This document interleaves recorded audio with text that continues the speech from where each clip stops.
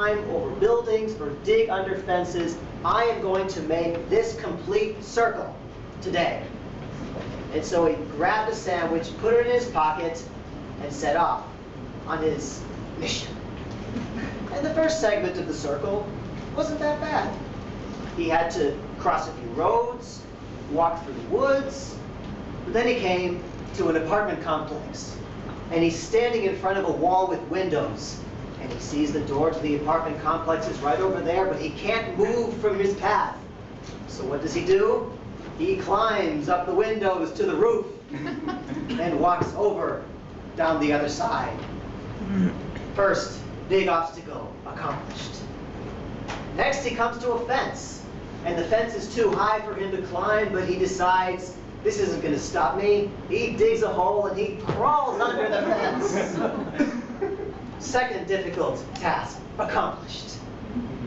Next, he comes to a river. And the river is very wide. And he looks off in the distance and he sees there's a bridge there. But, oh, he can't stray from his path. So he bites the bullet and he jumps in and swims across. And he jumps out the other side and he's soaking wet and his sandwich is soaking and his shoes are heavy. But that doesn't matter because he made it across the river.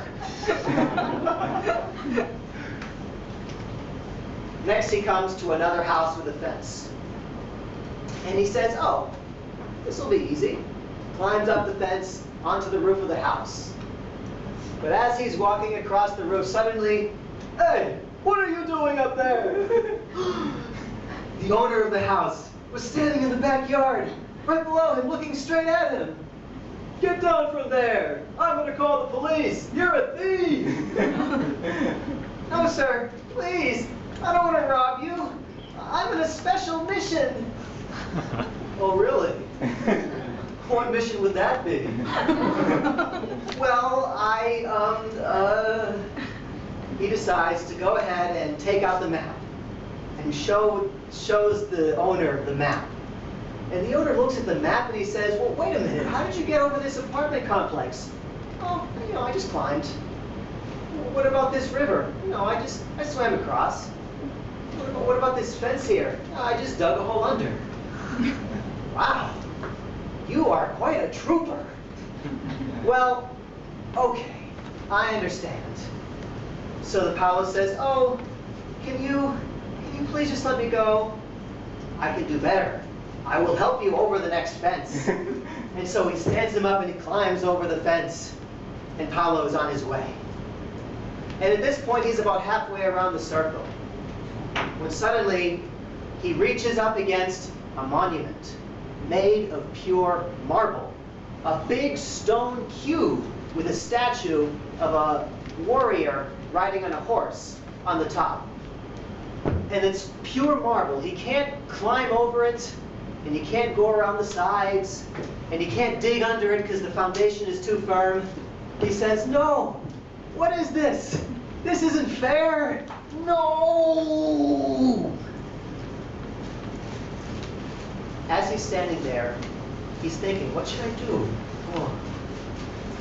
A smaller boy, younger than him, comes up to him. I want to go home. Paolo said, well, okay then, go home. I don't know how to go. Please, can you just, I'm sorry, I'm busy, I'm in the middle of something.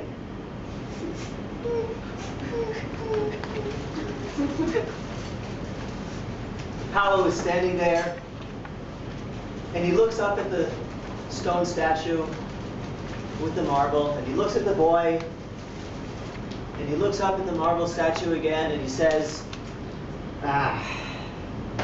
some things are more important than what I had originally planned. And so he says, hey, wait, come back here. Here, I'll help you find your way home.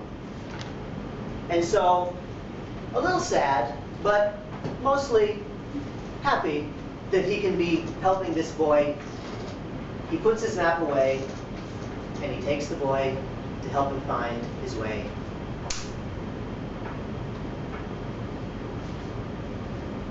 One of the things that I drew from this story is plan big and execute big. But sometimes your plans aren't going to work out. I wanted to go to the UK to get a master's degree, and I didn't. I wanted to go to China to learn Chinese and to get into the culture, and I didn't. And I wanted to come to Taiwan to continue learning Chinese and to get to know this really interesting culture a lot more, and I didn't. And I wanted to go, and I wanted to get a PhD and continue, and oh, did I do it? Recently, I was rejected from every single one of the 8 schools that I applied to for the PhD. Can you believe it? I thought me, with all my languages and all my academic and all my cultural experience, would be a shoo-in. But no, things didn't quite work out that way. And I was wondering, what happened? I thought, well, maybe the people who attend Stanford and Yale are people who have published a lot, or who have written a lot of journals, or presented at many conferences, which I haven't done. So at first I got very angry, and I said, fine, you know what? If they don't care about my experience, then screw it, I don't want to go there.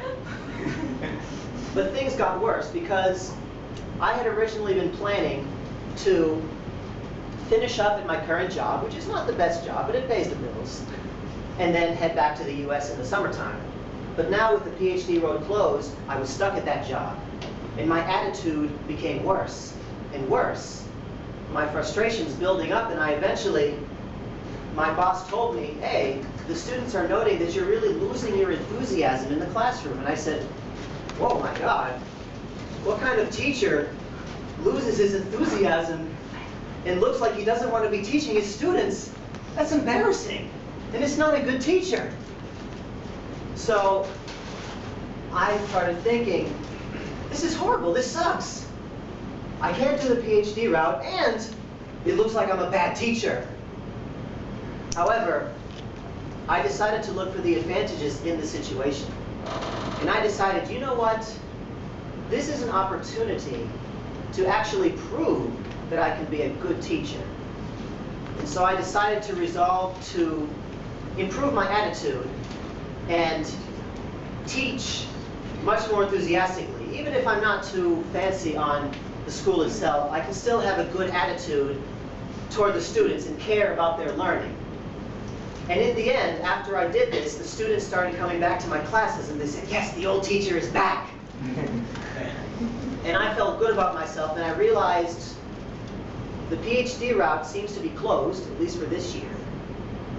But one thing that I did get from this experience was that I proved to myself first and foremost, that I can be a good and enthusiastic teacher no matter what school I teach in.